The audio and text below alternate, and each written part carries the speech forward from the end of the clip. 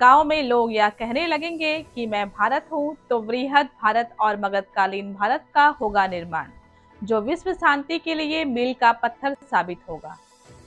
खबर को विस्तार से जानेंगे, लेकिन उससे पहले लेते हैं एक छोटा सा ब्रेक।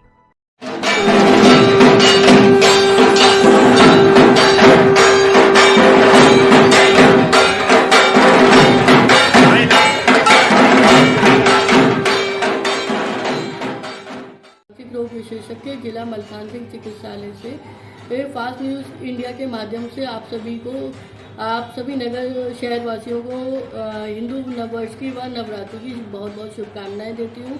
और मैं माता रानी से प्रार्थना करती हूँ कि आप सभी पर असीम कृपा बनी रहे, आपके घर परिवार में सुख समृद्धि का आवास रहे।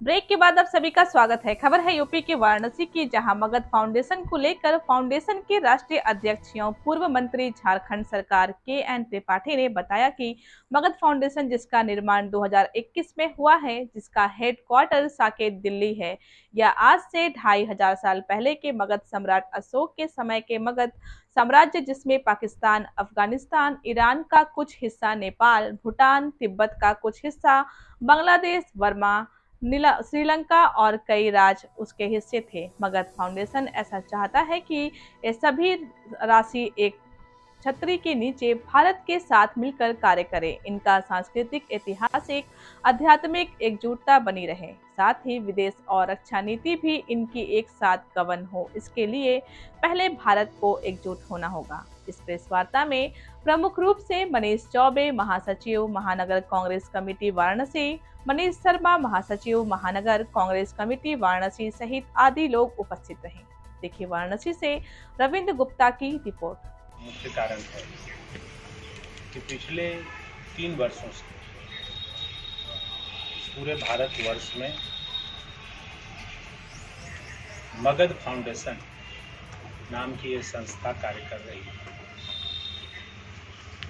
और इस संस्था का मुख्य उद्देश्य है कि मगध कालीन भारत, जो भारत 250 ईस्वी बिफोर क्राइस्ट, जो ईरान तक पश्चिम में,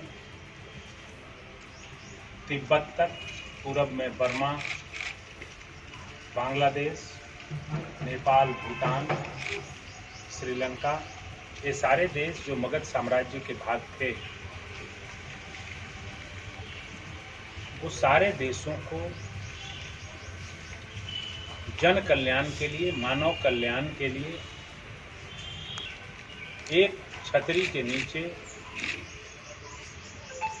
एक साथ लाना, और मगध फाउंडेशन उस पर बृहत्तर कार्य कर रही है। पूरे देश में इसका कार्य कन्याकुमारी से लेकर के कश्मीर तक चल रहा है। हर जगह संगठन के लोग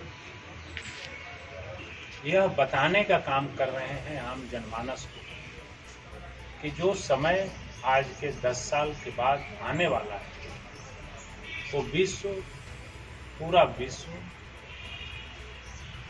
2 या 3 धुरी में बंटने जा रहा है।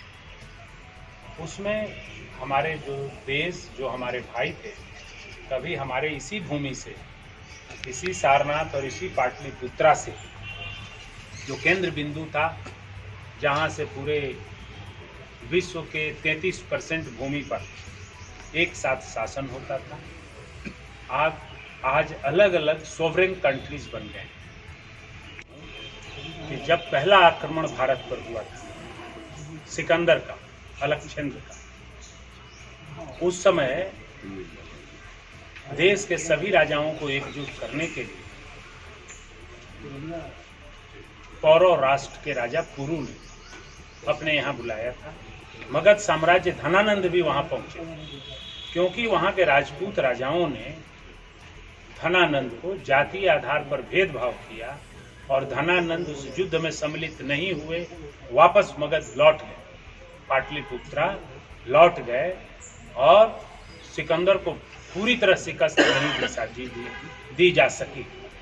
तो उस समय भी भारत विभाजित था, और भारत विभाजित था इसीलिए जब तक मगध साम्राज्य सशक्त था तब तक भारत पर पश्चिम आक्रमण नहीं हुए, और जब ही मगध कमजोर हुआ पश्चिम आक्रमण प्रारंभ हो गए।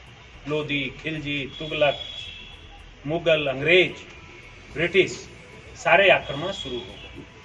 तो यदि भारत को एकजुट रखना है, बृहद भारत का निर्माण करना है, तो भारत को एकजुट रखना होगा। किसी भी जाति का व्यक्ति उसे अपनी जाति पर भले ही गर्व हो, कोई भी पंथ का व्यक्ति उसे अपने पंथ पर बहुत ही फक्र हो, लेकिन पहले उसको भारत बनना होगा। उसको कहना होगा कि मैं भारत हूँ, मैं ही भारत हूँ। उसको भारत बनना होगा। वो भारत सर्वप्रथम होगा, उसके बाद वो पंथ का व्यक्ति होगा, वो जाति का व्यक्ति होगा, वो परिवार का व्यक्ति होगा, वो किसी गांव का व्यक्ति होगा, किसी राज्य का व्यक्ति होगा। पहले उसको भारत होना होगा। और भेदभाव, पंथीय भेदभाव, ये भेदभाव करना, उससे अपने आप भारत जवाबदेही को कंधे रखे और एक सशक्त भारत को, बृहद भारत का निर्माण। तो भारत आज 25 साल पहले 250 ईस्वी क्राइस्ट मगध साम्राज्य का हिस्सा था। जो भाग मगध साम्राज्य के हिस्सा से वो आने वाले समय में वो सभी भारत के साथ मिलके एक छतरी के नीचे विश्व कल्याण के लिए कार्य करेंगे। ऐसा हमारा मगध फाउंडेशन का मुख्य उद्देश्य है। और इसमें सभी भारतीयों से, जो कन्याकुमारी की हमारी कमेटी है वहाँ से लेकर के और बंगाल की कमेटी तक, सभी लोगों से मैं आग्रह कर रहा हूँ कि सब लोग एक छतरी के नीचे आएं और हर गांव में जा कर के सशक्त संगठन तैयार करें, वहाँ के लोगों को इस बात को समझाएं। ये मगध फाउंडेशन कितने सालों से चल रहा है और कहाँ चल रहा है? ये 3 साल वर्षों से चल रहा है। अभी हमारे 8 राज्यों में बहुत तेजी से कार्य चल रहा है, जिसमें दक्षिण भारत के भी 3 राज्यों में, तेलंगाना, आंध्रा और तमिलनाडु, वहाँ भी संगठन बहुत तेजी से इस पर कार्य कर रहा है। और बंगाल, बिहार, झारखंड, छत्तीसगढ़, इन राज्यों में भी काम कर रहा है। उत्तर प्रदेश में भी काम तेजी से शुरू हो चुका है। एक चीज आपने बोला भारत और भारतीय, दोनों में क्या है? भारतीय हर नागरिक जो जिम्मेदार है, जो जिम्मेदार नहीं है वह भारतीय है। मैं हर भारतीय को जिम्मेदार भारत बनना चाहता हूँ। वो भारत को जवाबदेही उनके कंधे पर डालना चाहता हूँ। और यह तभी संभव होगा जो अपने आप को भारत समझेगा कि मैं भारत हूँ, मैं भारतीय नहीं हूँ, मैं भारत हूँ। अभी जवाबदेही लोग कुछ नेताओं के कंधे पर डाल दे रहे हैं और लोग भारत नहीं बना रहे हैं, सरकारें बना रहे हैं भारत में। हमें भारत बनाने पर भी विचार करना है। सरकार बनना भी जरूरी है, सरकार बनाने वाले सरकार बनाए, लेकिन भारत बनाना भी उतना ही जरूरी है। और हम भारत बनाने निकलना चाहते हैं। हम चाहते हैं कि हर व्यक्ति भारत बनाने निकले। मंत्री जी, बात की है तो मगध फाउंडेशन इस क्षेत्र में किस तरह से कार्य कर रहा है, कैसे लोगों को प्रशिक्षण दे रहा है और ये कब तक चलेगा? हमारा 8 राज्यों में उसके राज्य प्रमुख, जिला प्रमुख और जो कमेटियां हैं वो 6600 प्रखंडों तक ट्रेनिंग कैंप लगाने जा रही हैं, जो बृहद भारत के निर्माण के लिए लोगों को ट्रेंड करेंगे। और हमारा लक्ष्य है कि देश के 6 लाख गांवों तक हम ट्रेनिंग कैंप लगा दें आने वाले समय में। अभी हमारा 2025 तक 6600 प्रखंडों में ट्रेनिंग कैंप लगाने का तैयारी है।